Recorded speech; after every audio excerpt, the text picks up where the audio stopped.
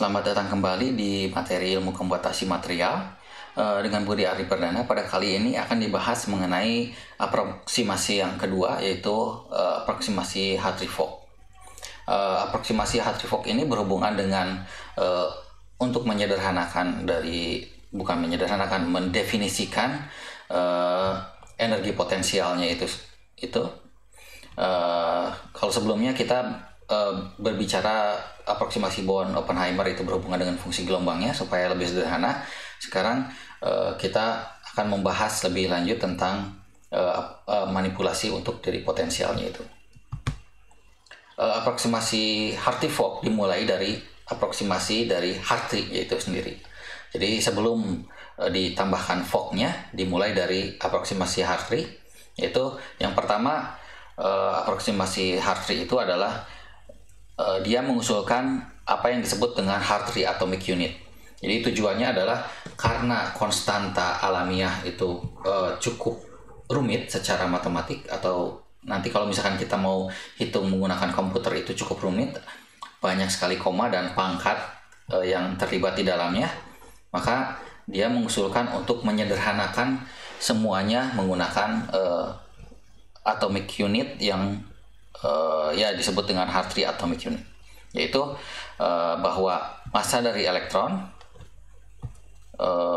lalu nilai E, lalu H bar dan A0, bor radius, dan juga ini untuk Coulomb, konstanta Coulomb itu akan disederhanakan menjadi nilainya jadi 1. Ini walaupun secara nilai akan berubah, tapi secara sifat dia tidak akan berubah. Jadi massa elektron ini nanti menjadi atomic unit dari massa ini semua 1, untuk atomic unit dari muatan dasar juga 1, untuk H bar ini atomic unit dari aksi karena ini berhubungan dengan energi kinetik nantinya, jadi aksinya, momentumnya.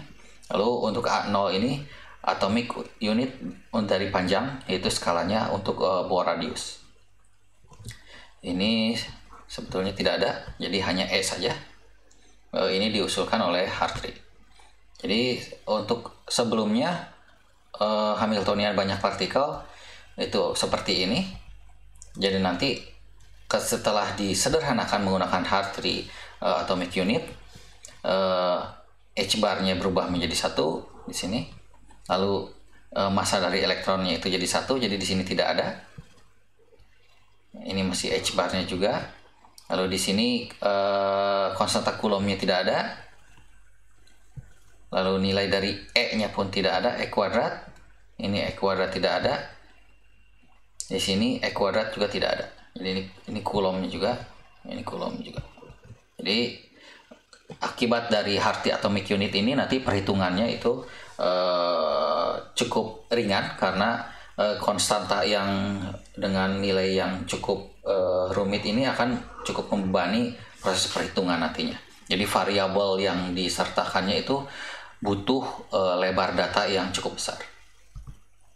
Jadi dengan aproksimasi Born-Oppenheimer ini akan menjadi lebih sederhana lagi. Seperti itu. Lalu aproksimasi Hartree yang kedua adalah memperlakukan fungsi gelombang yang awalnya itu adalah seperti ini. Fungsi gelombang itu terikat antara elektron 1, 2, dan seterusnya sampai ke N. Itu terikat fungsinya. Dia menggunakan aproksimasi bahwa elektron itu kita anggap sebagai elektron yang tidak berinteraksi atau independen. Jadi nanti jadi pi 1 untuk elektron ke-1, pi 2 untuk elektron kedua, dan sampai seterusnya pi n untuk elektron yang ke n. Nah, di sini yang penting adalah ini mendekati, jadi almost equal, tapi tidak benar-benar sama. Pendekatan ini jadi gambarannya adalah kalau misalkan kita punya vektor dimensinya, nanti untuk dari masing-masing elektron ini asalnya terikat pada satu titik, nanti kita bisa pisah-pisah seperti ini, dan pada akhirnya nanti ini bisa digabung lagi seperti itu. Nah, dengan pemisahan fungsi gelombang dari masing-masing elektron ini, nanti anggapannya adalah bahwa semua elektron itu diperlakukan seperti elektron pada hidrogen. Kenyataannya tidak seperti itu, tapi ini untuk memudahkan dan nanti proses interpretasinya itu menjadi lebih mudah juga. Dan ini disebut dengan proses pengalian antara kita bisa sebut ini orbit-orbit dari elektron, itu disebut dengan Hartree product. Jadi nanti yang awalnya misalkan kita mendekati menggunakan fungsi gelombang yang ini, itu fungsi gelombangnya itu begitu rumit, tapi secara keseluruhan gitu ya, ini gambaran saja, tapi nanti kita bisa pecah-pecah menjadi fungsi gelombang yang pertama jadi 1S, fungsi gelombang yang kedua jadi 2S, fungsi gelombang yang ketiga misalkan ini 2P X, fungsi gelombang yang seterusnya misalkan 2PY, lalu yang selanjutnya 2PZ. Seperti itu. Jadi teori orbit yang sebelumnya mungkin pernah dipelajari di molekul orbital, itu awal mulanya dari sini, dari aproksimasi dari Hartree itu. Ini contohnya seperti yang tadi telah disampaikan. Misalkan dari pi 1 dan pi 2 itu elektron 1 dan 2 yang menempati di orbit 1S. Ini untuk yang orbit S. Lalu pi 3 dan pi 4 ini menempati di 2S. Lalu pi 5, 6 ini untuk yang PX, 2PX, jadi orbitnya seperti ini. Lalu yang pi 5 dan pi 6 ini untuk yang 2PY, PY yang ini, dan seterusnya. Misalkan elektronnya sampai pi n-1 dan pi n itu elektron terluarnya itu di 2Z kuadrat. Tidak ada gambarnya di sini. Jadi ya seperti itu. Seharusnya yang ini nih. Jadi ini awal mula dari teori kuantum orbital. Lalu asumsi yang ketiga adalah bahwa elektron dan inti ini membentuk spherical symmetry field. Maksudnya adalah ya seperti yang tadi, spherical itu adalah fungsi gelombang yang bentuknya bulat gitu. Jadi ini untuk harmonik yang pertama dari spherical, ini harmonik yang kedua untuk yang spherical, ini harmonik yang ketiga, dan seterusnya sampai jumlah elektron yang ada. Jadi Hartree itu memisahkan antara potensial dari totalnya itu adalah terdiri dari potensial yang kontribusi dari ion atau intinya, lalu potensial dari Hartree itu yang berhubungan dengan elektron-elektron. Jadi kalau kita pecahkan, ini untuk yang ion ini masih tetap sama seperti ini, muatan dari intinya, jarak dari antara elektron dengan inti, dan nilainya negatif. Lalu untuk yang Hartree-nya, karena kita bekerja dengan fungsi gelombang, maka kita harus jumlahkan dia menggunakan integral. Jadi sifatnya itu continuous gitu. Jadi walaupun pada akhirnya nanti fungsi gelombangnya itu bergantung dari resolusi yang kita gunakan. Jadi seberapa rapat nilai dari pendekatan fungsi gelombangnya, nanti yaitu akan mempengaruhi dari hasil integralnya itu. Jadi Hartree itu menjelaskan bahwa potensial dari elektron-elektron itu dipengaruhi oleh densitas dari elektronnya pada jarak tertentu, yang dipengaruhi oleh ya perbedaan jaraknya. Nah, ada satu masalah ketika di sini dijumlahkan, ada kemungkinan bahwa dia densitasnya itu, misalkan kita punya orbit 1S, 2S, ini untuk menyederhanakan 3S saja. 3S. Nah, proses pengintegralan ini akan dari 1S menuju ke 1S, 1S menuju ke 2S, 1S menuju 3S. Jadi ada yang disebut dengan self interaction itu ini nanti butuh dikurangkan karena interaksi dengan dirinya sendiri itu tidak diharapkan dan tidak terjadi kenyataannya. Yang dibutuhkan adalah interaksi dengan elektron selain dirinya itu sendiri. Jadi kalau sebelumnya itu kita bisa menggunakan I tidak sama dengan J misalkan gitu. Kalau di sini tidak bisa, jadi karena integral jadi kita memberikan tambahan yaitu untuk mengurangi self interaction. Jadi nanti ini pun bisa diubah. Kalau yang ini masih tetap sama untuk potensial dari ionnya, dan kalau untuk potensial dari elektron-elektronnya nanti kita masih bisa ubah integral dan kondisi di sini menjadi persamaan yang lebih mudah untuk dibaca, yaitu sigma antara orbit elektron ke I dan ke J itu tetap integral karena kita berhubungan dengan fungsi gelombang yang continuous, dan si fungsi gelombangnya itu tinggal dikuadratkan saja karena ini adalah densitas seperti ini yang dipengaruhi oleh jarak.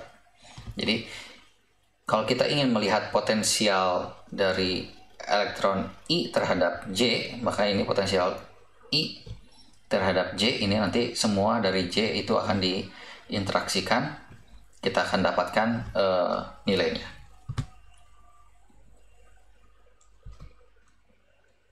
Nah nanti ke dalam persamaan Schrödingernya itu yang membedakan adalah kalau sebelumnya kita hanya untuk yang bagian kinetik dan potensial itu hanya di seperti ini dan hasilnya seperti ini, nanti kita akan ada tambahan di daerah ini untuk yang interaksi antara elektron dengan elektron. Jadi nanti elektron I ini berinteraksi dengan elektron J, yaitu densitasnya seperti apa.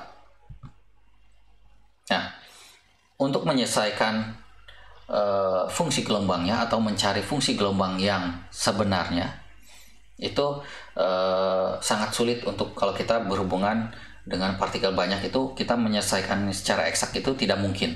Sehingga kita butuh suatu metode yang disebut dengan metode variasi.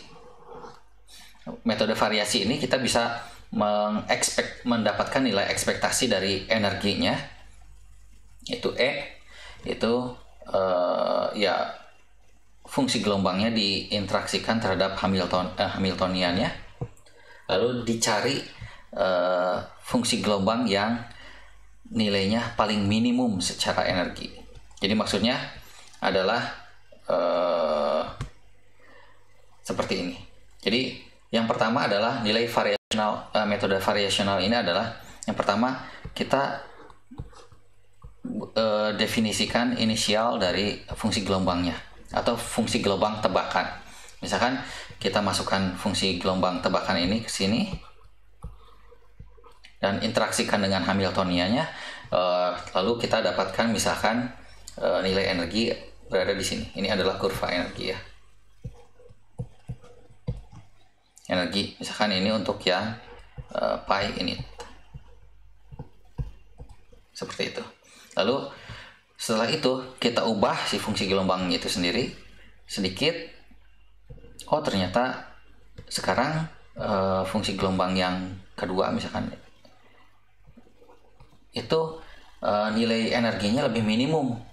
Jadi sekarang kita ganti fungsi gelombangnya menjadi yang kedua. Lalu misalkan kita ubah lagi, tiba-tiba perubahannya cukup ekstrim. Jangan ke sini. Bolehlah ke sini dulu. Jangan ke sini. Ke sini aja sekalian. Jadi fungsi gelombangnya jadi yang ketiga. Oh ini masih minimum. Lalu yang terakhir, yang keempat, ini masih minimum. Lalu kita ubah lagi sedikit. Oh ini jadi malah lebih besar dari yang sebelumnya. Jadi kita perlu menurunkan ke daerah yang sebelumnya. Nanti proses itu akan berlangsung sampai nilainya itu perubahannya sangat kecil dan berada di posisi minimum energi ini. Nah masalahnya adalah kalau kita menebaknya awalnya di sini, ada kemungkinan nanti dia terjebak bukan di minimum yang sebenarnya, tapi minima. Jadi kalau misalkan dulu di matematik kan ada minimum dan minima, maksimum dan maksima. Ini masuknya minimum, sedangkan ini minima. Jadi untuk menentukan fungsi gelombang inisial ini pun harus hati-hati, karena ada kemungkinan banyak sekali minima di dalam pencarian energi yang paling rendah. Jadi metode pencarian ini disebut dengan self-consistent field, atau pencarian sampai si nilai energinya itu cukup konsisten dengan toleransi tertentu. Jadi misalkan ada energi toleransi itu, kalau misalkan perubahannya sudah sampai 10 minus 3, jadi misalkan kalau satuannya elektron volt misalkan gitu ya, kalau sudah lebih kecil daripada 10 minus 3 elektron volt, itu kita anggap sebagai sudah konsisten dan perhitungan akan berhenti. Jadi seperti itu. Nah, untuk gambaran dari variasionalnya itu sendiri sebetulnya ada yang lebih mudah dari yang sebelumnya. Bukan. Ya, gambarannya itu jadi nanti adalah elektron I pada jarak R dengan elektron J pada jarak R aksen, yang R kedua gitu maksudnya, itu diinteraksikan dengan dirinya sendiri. Bukan dirinya sendiri, jadi dengan ini adalah interaksi ini dengan ini, R1 dan R2 seperti itu dengan jarak tertentu. Jadi anggapannya itu ini karena fungsi gelombang dikalikan Hamiltoniannya terhadap fungsi gelombang, seperti itu. Dan ini bisa disederhanakan ke dalam bentuk ya sederhananya, yaitu energi ini berhubungan dengan Hamiltonian 0 atau intinya, atau ya ini antara energi kinetik dan potensial inti ionnya. Lalu ini adalah bagian dari Coulombnya saja, dituliskan sebagai JIJ, seperti itu. Nah, tapi ada suatu masalah ketika kita menggunakan pendekatan Hartree saja, yaitu ketika kita berhubungan dengan interaksi spin akibat dari prinsip Pauli. Dan disitulah Fock menambahkan variabel yang digambarkan kotak orange ini, itu untuk interaksi dari spinnya itu sendiri. Jadi kalau ini kita sampai di sini, yang di atas ini kita tidak menyertakan interaksi spin, dan di sini untuk spin misalkan up atau down itu nanti di bagian ini yang disebut dengan exchange interaction. Nah, exchange interaction itu adalah ini bisa kita sebut juga dengan interaksi pertukaran. Itu efek mekanika kuantum yang terjadi antara partikel identik yang tidak dapat dibedakan. Jadi karena elektron 1 dan elektron 2, walaupun kita label 1 dan 2 sampai seterusnya, tapi sebetulnya kita tidak bisa membedakan antara elektron 1 dan 2 itu, karena semuanya itu tidak dapat dibedakan. Jadi kita bisa anggap itu semua sama. Nah, ini akibat dari ini ada suatu konsekuensinya itu mungkin partikelnya itu sifatnya bisa bersifat fermion atau boson. Untuk di materi kali ini kita hanya fokus pada fermion, yaitu nanti hubungannya dengan Pauli repulsion. Jadi akibat dari spin ini akan ada tolak menolak dari spinnya itu. Jadi kalau kita review spin elektron, tentang spin elektron, asas larangan Pauli bahwa kalau ada dua buah elektron dalam sebuah atau molekul tidak dapat memiliki bilangan kuantum yang sama kecuali memiliki spin yang berbeda. Jadi kalau misalkan ini contohnya untuk yang helium, ada dua buah elektron, kalau misalkan spinnya itu berada di posisi ini atas dan atas, up dan up, ini tidak boleh berada di orbit yang sama atau di posisi energi yang sama. Tapi kalau misalkan seperti yang ini, ada yang satu spin up, yang satu spin down, itu boleh berada di orbit yang sama karena nilai energinya itu diperbolehkan kalau spinnya itu berbeda. Dan ini disebut dengan ya sistem fermion atau mengikuti ya Pauli ini. Nah, konsekuensi dari kalau misalkan ada spin up dan spin down itu, kalau misalkan spin up dan spin down, spin up dan spin up awalnya itu nanti akan ada tambahan tolak menolak seperti ini. Jadi di potensialnya di kolom repulsionnya itu semakin dekat jaraknya itu akan semakin ditolak, nilainya semakin meningkat ke atas sini. Tapi kalau misalkan spinnya up and down itu nanti pada suatu jarak dia akan malah semakin berikatan seperti ini. Dan untuk menggambarkan ikatan antar spin antara dua elektron itu fungsi gelombang dari elektron ke-1 dan elektron kedua itu bisa dituliskan sebagai Ki1 dan Ki2. Ini untuk spin dari elektron 1 dan spin dari elektron 2. Kalau kita bahas secara matematik yang berhubungan dengan exchange itu sendiri, bahwa ketika kita memiliki dua buah partikel atau lebih, ini kasus sederhananya adalah dua elektron, maka ketika kita ubah si posisi elektron pertamanya itu dan elektron keduanya itu menjadi elektron kedua dan elektron ke-1, ini harus tetap sama karena partikel yang tidak dapat dibedakan. Tapi syaratnya adalah ketika kita tukar atau exchange nilai posisi elektronnya itu dan kita absolutkan nilainya, maka nilainya harus sama gitu kalau kita absolutkan seperti ini. Nah, dalam proses pengabsolutan ini ada dua hal yang mungkin. Yang pertama adalah yang disebut dengan simetrik atau pendekatan boson, yaitu fungsi gelombangnya ketika di exchange atau ditukar dari R1-nya asalnya di sini asal jadi R2, lalu R2-nya di sini jadi ke sini. Ketika di exchange, fungsi gelombangnya tetap bertanda positif. Nah, ini kondisi ketika boson. Jadi kalau kita kuadratkan, tentu saja ini akan tetap sama. Dan juga yang kedua itu untuk yang Pauli, yaitu yang antisimetri, yaitu ketika kita tukar, tandanya menjadi negatif. Yang ini disebut dengan fermion, untuk kondisi fermion. Tapi ketika kita kuadratkan, nilainya tetap mengikuti syarat dari probability ini. Karena negatif dikuadratkan, dia akan tetap menjadi positif. Nah, ini adalah bentuk persamaan untuk yang selanjutnya akan dipakai, yaitu syarat ketika kita tukar itu menjadi fungsi gelombangnya jadi negatif. Nah, seperti ini. Jadi ini contohnya kasus exchange yang mengubah dari R1 R2 menjadi R2 R1, posisinya diubah.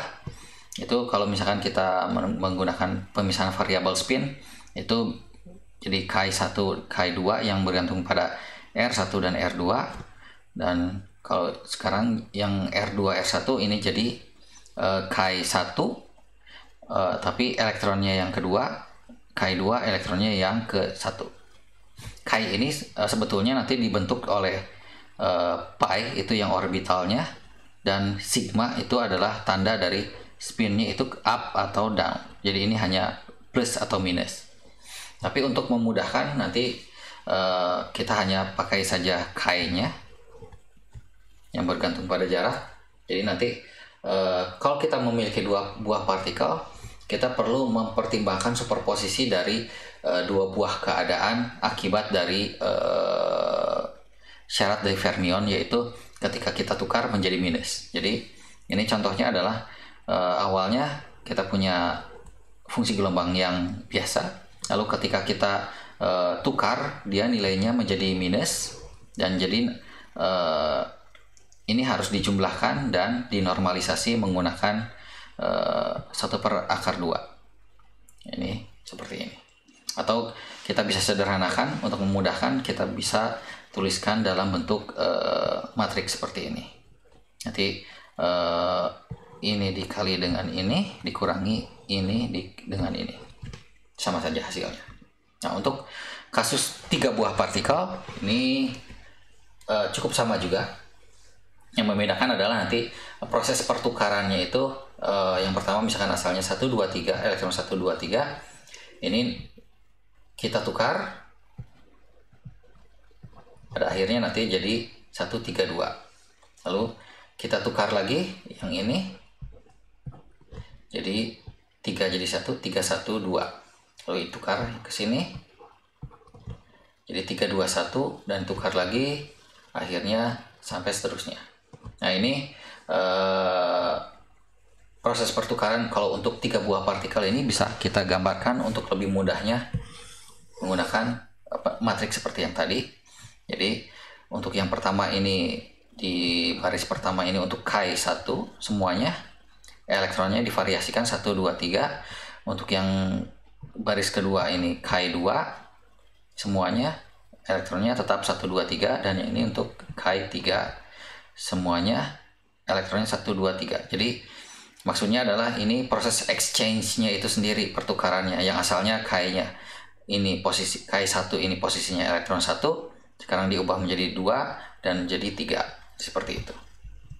Dan untuk kasus yang banyak elektron nanti kita bisa menggunakan persamaan matriks ini. Ya, kita tinggal mengoperasikan ini dengan menghitung determinannya nantinya. Dan dinormalisasi menggunakan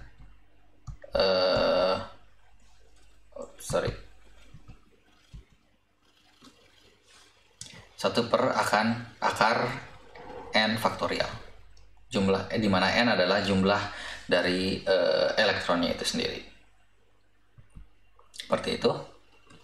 Nah, untuk ke dalam persamaan itu yang membedakan adalah seperti yang tadi sebelumnya, ini Coulomb elektron dengan elektron I dengan J, atau ini I dengan J tanpa ada efek pertukaran. Sekarang elektron I dengan J dengan pertukaran, jadi ininya berubah jadi ini JJ dan ininya I, dan ininya yang asalnya I jadi J, seperti itu. Jadi hal pentingnya adalah, jadi yang sebelumnya kita bisa sederhanakan menjadi pi J kuadrat, sekarang kita tidak bisa lakukan seperti itu karena pi J diinteraksikan dengan pi I atau di exchange. Nah, nanti ada delta di sini. Delta ini yang akan mengendalikan kalau nilainya 0, fungsi delta Dirac ini, kalau spinnya itu tidak sama, maka tidak ada pengaruhnya. Jadi ini nanti persamaan ini tidak akan ada pengaruhnya. Kalau spinnya itu sama, maka nanti ada pengaruhnya itu. Jadi ini nilainya 1. Kalau misalkan spinnya sama, jadi pengurangan ini akan terjadi. Tapi kalau misalkan spinnya tidak sama, maka ini nanti semuanya jadi 0. Nah, untuk nilai ekspektasinya ini mungkin melihatnya lebih mudah.